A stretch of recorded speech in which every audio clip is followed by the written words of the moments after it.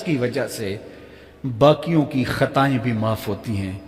آج ہم اجتماعی طور پہ تا حد نظر اندر باہر اوپر نیچے اتنے لوگوں کے ہجوم میں اللہ کی بارگاہ سے یہ توقع رکھتے ہیں کہ مالک کتنے ہجوم میں کوئی ایک تو ہوگا جو تیرا لاڈلا ہوگا، کوئی ایک تو ہوگا جو تیرا بہت قریبی ہوگا، کوئی ایک تو ہوگا جس پہ تیری رحمتیں برسیں گی، تو مالک اس کے صدقے سے ہماری خطائیں بھی معاف کر دے، ہمارے گناہ بھی معاف کر دے۔ کوئی ایک رونے والی آنکھ مل گئی تو باقیوں کا بھی کام بن جائے گا۔ اٹھ فریدا ستیا تے میلہ ویکھن جا، وت کوئی بخشیا مل جاوے تے توں ہی بخشیا جا۔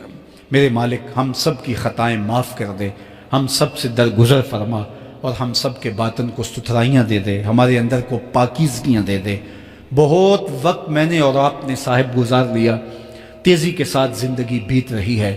میں اگر اپنے آپ کو دیکھوں تو میری زندگی کتنی بہاریں کاٹ چکی ہے۔ اگر آپ اپنے آپ کو دیکھیں، کوئی 60 سال، کوئی 20 سال، کوئی 25 سال، زندگی تیزی کے ساتھ گزر رہی ہے۔ بندہ جب سوچتا ہے کہ میں 40 سال کا ہو گیا ہوں تو آگے میری زندگی کے اگر 30 سال بھی ہیں تو 30 سال تو کافی ہیں، لیکن وہ پیچھے اگر پلٹ کے دیکھے تو 40 سال یوں گزر گئے جس طرح چٹکی بجائی جاتی ہے۔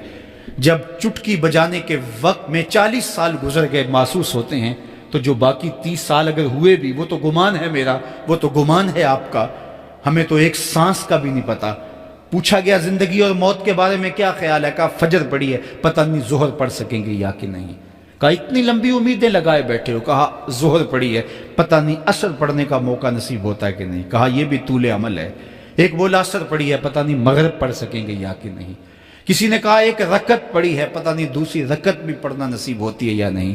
کہا یہ سب تمہارے منہوں کی باتیں ہیں، میں تو کہتا ہوں ایک طرف سلام پھیرا ہے، پتہ نہیں دوسری طرف سلام بھی پھیر سکیں گے یا کہ نہیں۔ کیا موت اتنی قریب نہیں ہے؟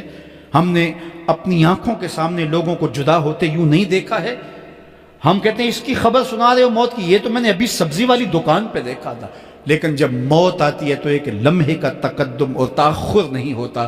تو صاحب آئیے اپنی زندگی کو اللہ اور اس کے رسول کی راہوں پہ ڈالے۔ آج وقت ہے، آج موقع ہے، آج توبہ کا دروازہ کھلا ہے، کل سب کچھ نہیں ہوگا۔ آج اس کی رحمتیں آواز دے رہی ہیں، آج وقت ہے، وقت پر کافی ہے ایک قطرہ بھی آب خوش ہنگام کا، جل گیا جب کھیت برسا می تو پھر ایک فقیر تھا ملنگ درویش اللہ کا بندہ، اس کی عادت یہ تھی کہ اپنے ڈیرے پہ آنے والوں کو کھلاتا، ان کو پلاتا، ان کی ضروریات کا خیال رکھتا، لیکن ان کو مالی آسودگیاں نہیں تھی۔ ہوتا یہ تھا کہ بعض اوقات لوگ آتے تو ادھار لے کر کے وہ لوگوں کو کھلا دیتا۔ خیر چونکہ فقیر کا مزاج یہ ہوتا ہے کہ لوگ آئیں اس کے ڈیرے سے کھائیں۔ بابا بلے شاہ نے بھی کہا تھا نا، اٹ کھڑک کے دکڑ وجے تتا ہووے چلا، آن فقیر کھا کھا جاون راضی ہووے بلا۔ یہ فقیروں کا مزاج ہے، تو جو بھی آتا اس کے ڈیرے سے کھاتا، اور وہ ادھار اٹھا اٹھا کے لوگوں کی ضروریات کو پورا کرتے رہتے۔ وقت آخر آ گیا، جن لوگوں نے ادھار دیا تھا وہ سارے تقاضا کرنے آ گئے۔ اب بابا جی کو کیا فکر لاحق ہے کہ یہ میرے مہمان اور میں ان کو کچھ پیش کرنے کی صلاحیت نہیں رکھتا۔ ایک بچہ تھا، وہ کچھ سامان بیچ رہا تھا، پتیسا بیچ رہا تھا یا کوئی اور چیز بیچ رہا تھا۔ اس نے گلی سے گزرتے ہوئے آواز لگائی، خادم کو کہا سے بلا کے لاؤ۔ کہا تم بیچ رہے ہو تو میرے مہمانوں کو کھلا دو۔ بچہ بڑا خوش ہوا کہ میں سارا دن گلیوں میں گھوم کے یہ پتیسا بیچنا تھا، اب یہ ایک جگہ ہی سارا فروخت ہو گیا تو یہ تو موج لگ گئی، میں جلدی گھر چلا جاؤں گا، میری ماں خوش ہوگی۔ تو سارا ان مہمانوں کو کھلا دیا گیا، اور اس کے بعد کہا بابا جی پیسے؟ کہا تم بیٹھ جاؤ، جب ان کو ملیں گے تو تجھے بھی مل جائیں گے۔